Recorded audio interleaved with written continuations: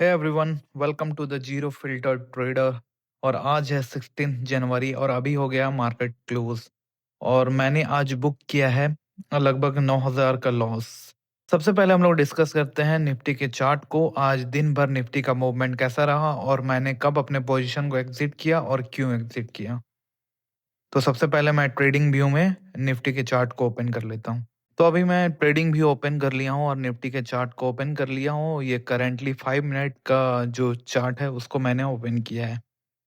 तो market open होने से पहले ऐसा हुआ कि गिफ्ट निफ्टी इंडिकेट कर रही थी लगभग 70 to 80 point gap up opening होने का।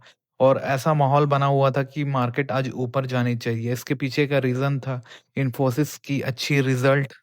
अभी ये तो मुझे पता नहीं इन्फोसिस की रिजल्ट अच्छी थी या नहीं थी, लेकिन जो आपके एडीआर में दिख रही थी वो लगभग फ्राइडे के दिन एडीआर 10% अप जाके क्लोज हुई थी इन्फोसिस का। तो वो एक पॉजिटिव मोमेंटम बना रही थी निफ्टी में। और निफ्टी में ऐसा लग रहा था कि गैप अप ओपनिंग हो सकता है।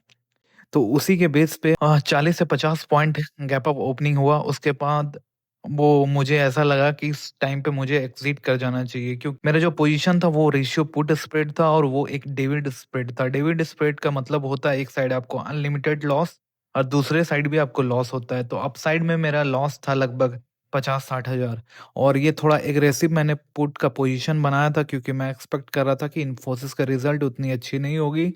लेकिन इन्फोसिस की रिजल्ट अच्छी हो गई और सुबह में कुछ न्यूज़ भी चल रहे थे, अच्छे-अच्छे न्यूज़ चल रहे थे मार्केट में, तो उसकी वजह से भी एक पॉजिटिव एनवायरनमेंट था मार्केट को लेके।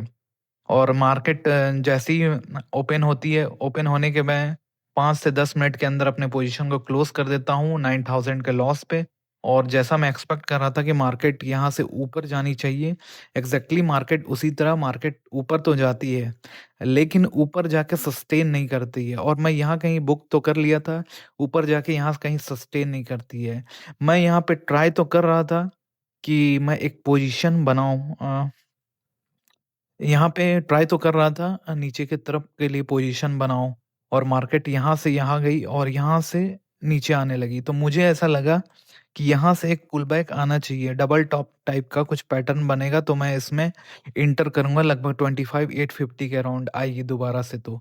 लेकिन मार्केट वहाँ तक नहीं आई है और मार्केट पहले ही रिवर्स हो गई, लगभग 25,820 के अराउंड ही जा आके मार्केट रिवर्स कर गई। तो मैं नीचे की तरफ पोजीशन नहीं बना पाया और यहाँ पे जब पोजीशन नहीं बना पाया, तो मैं ज़बरदस्ती का फोमो में एंट्री नहीं लिया मार्केट में, क्योंकि मार्केट में थोड़ा पॉजिटिव एनवायरनमेंट था, तो मुझे ऐसा लग रहा था कहीं से भी सपोर्ट लेके बाउंस कर सकता है। लेकिन मार्केट ऐसा कुछ हुआ नहीं, कंटिन्यूअस सेलिंग में चला गया। मतलब आप देख सकते हैं निफ्टी अपने लो से लगभग आप कहें तो एप्रॉक्स 200 पॉइंट प्लस जाने के बाद वो सारा सेल ऑफ हो गया दिन भर में। और लास्ट में जाके आप देखेंगे तो लगभग मार्केट अपने डे लो के अराउंड ही जाके क्लोज हुई।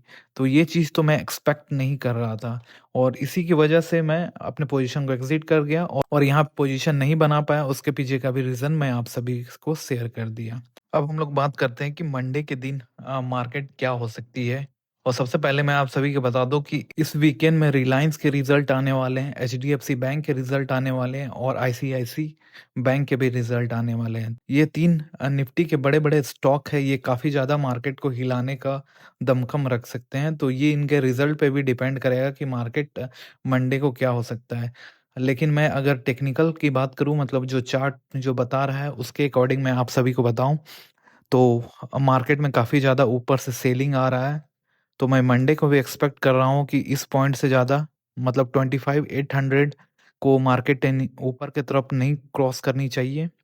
और नीचे की तरफ अगर इस पॉइंट को ब्रेक करती है तो 25,600 भी जा सकती है।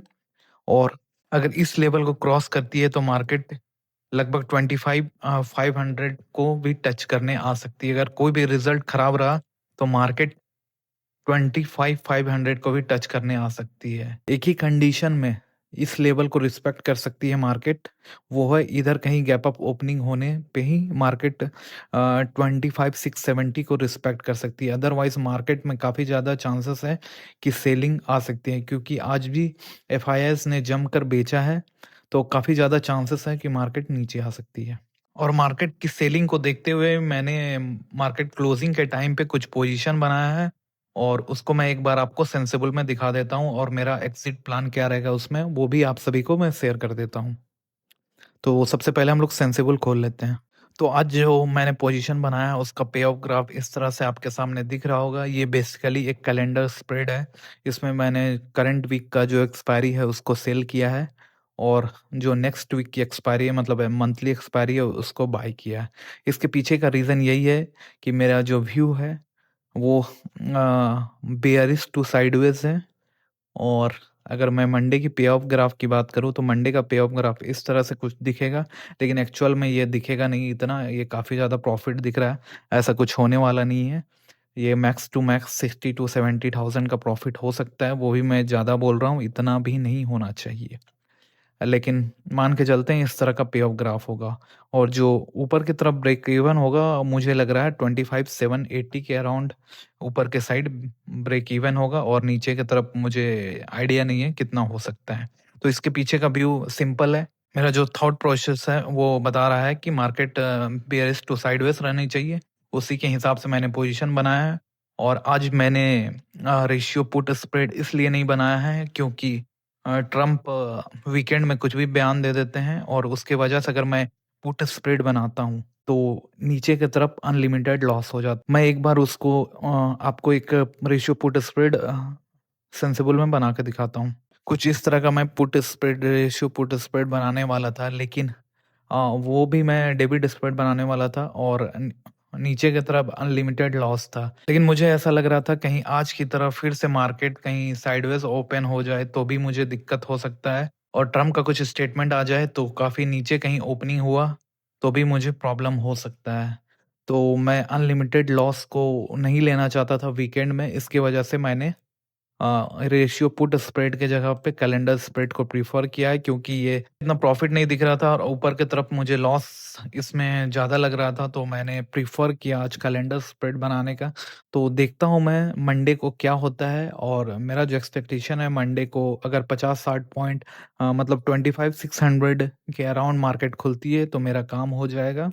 अदरवाइज़ देखते हैं हम रिस्क को क्या मैनेज कर सकते हैं। अदरवाइज़ मेरे स्टॉप लॉस की बात करें तो नीचे की तरफ मैं कोई स्टॉप लॉस तो नहीं रखा हूँ, मार्केट कहीं पे भी जाए मुझे कोई दिक्कत नहीं है, लेकिन अपसाइड की तरफ अगर 25,800 को क्रॉस करती है तो ये मुझे प्रॉब्लम क्रिएट कर सकती है। मैं उस कंडीशन में जो भी लॉस रहेगा मैं उसको लेके एग्ज़िट कर दूँगा। तो ये था आज का पूरा ट्रेडिंग डे बिना फ़िल्टर। मैंने मार्केट ओपन के बाद लॉस बुक करके एग्ज़िट कर लिया। उसके बाद मार्केट 170 पॉइंट ऊपर भी गया, लेकिन डे एंड होते-होते सेलिंग आई और मार्केट गिर के क्लोज़ हुआ। और इस वीडियो का टेक अवे सिंपल है, हर मूव को पकड़ना ज़रूरी नहीं होता, लेकिन रिस्क को टाइम पे कंट्रोल करना ज़रूरी होता है। ट्रेडिंग में डिसीजन को बाद के प्राइस से जज नहीं करते, डिसीजन को उस वक्त के लॉजिक से जज करते हैं। अगर आपको ये ऑनेस्ट ब्रेकडाउन वैल्यूएबल लगा हो तो मेरे वीडियो को लाइक करें, चैनल को सब्सक्राइब करें और कमेंट में बताएं आप इस सिचुएशन में क्या करते हैं। Real traders, real decision, zero filter traders signing off.